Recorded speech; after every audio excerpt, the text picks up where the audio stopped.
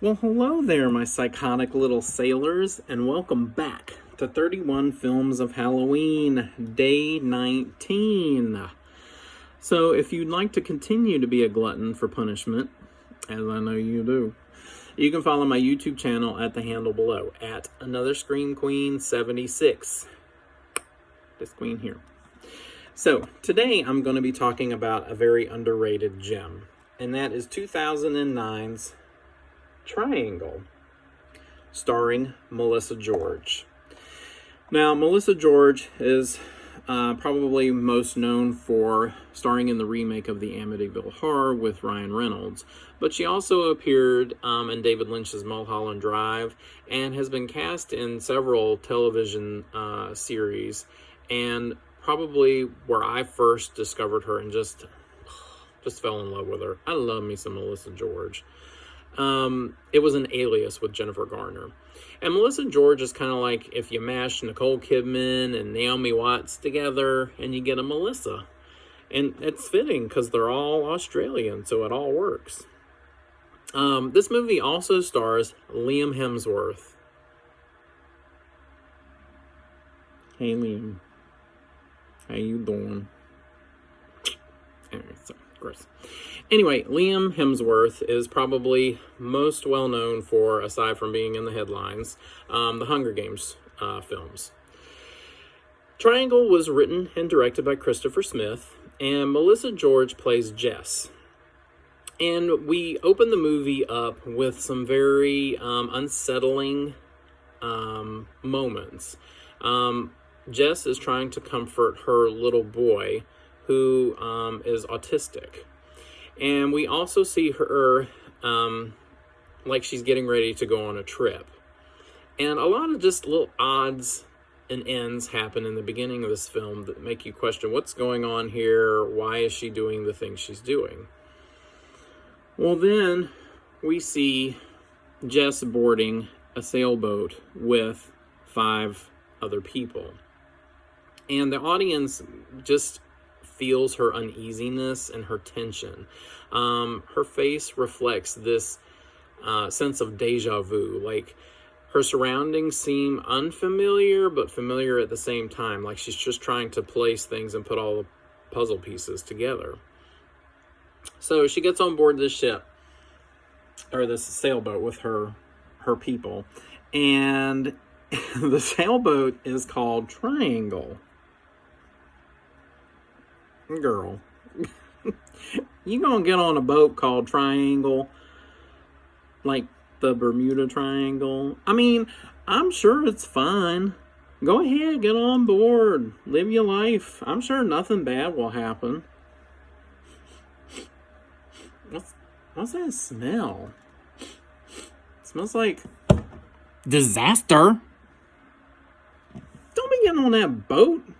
Go home and have some cheese and crackers. Spend some time with your little boy. Just don't get on the boat. But Jess doesn't listen. Nobody ever listens. So she gets on this boat. And the supporting cast of characters are not super one-dimensional. Like, they have a little bit of depth to them. So the audience does care about them. So not too far into their little sailing adventure, they run into a storm. And when I mean storm, I mean the mothership is in the sky waiting to take them back up to their planet. I mean, it is like a hurricane coming. So, of course, it turns over the sailboat. Well, one of the passengers, she don't make it. She never had a chance.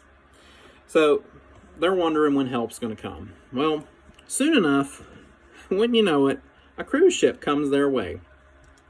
Well, they're calling for help. Woohoo! Come on, come save us. We need help.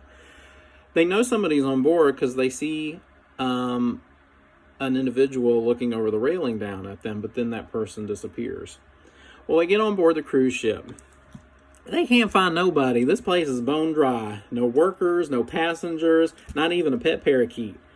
Nobody.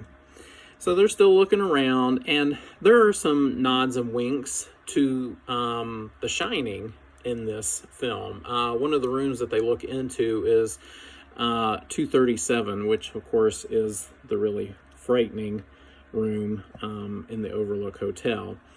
And there's also like a pattern on one of the rooms that resembles the carpeting in the Overlook Hotel. And just a few other little nudges and winks here and there, which was cool. So they're scoping the place out. They can't find anyone.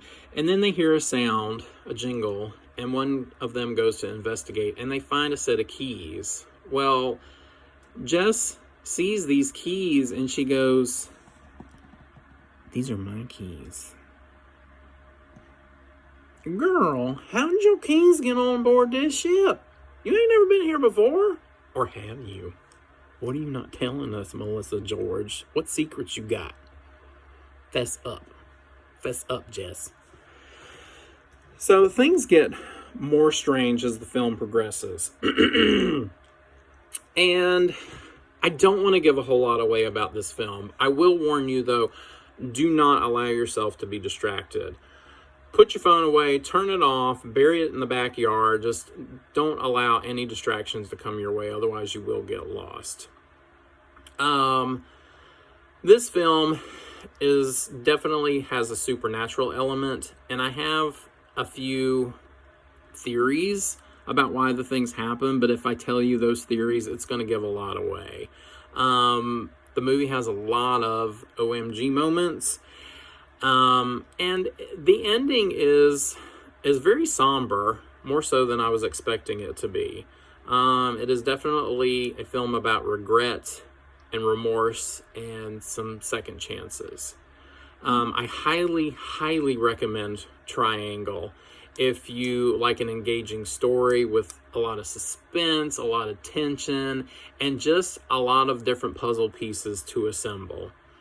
I give Triangle, I'm going to give it 5 out of 5 pumpkins. Like, I really, really like this movie, and I feel like a lot of folks don't know about it, and it needs some love. Give it a love. Give it a little kiss, a little hug.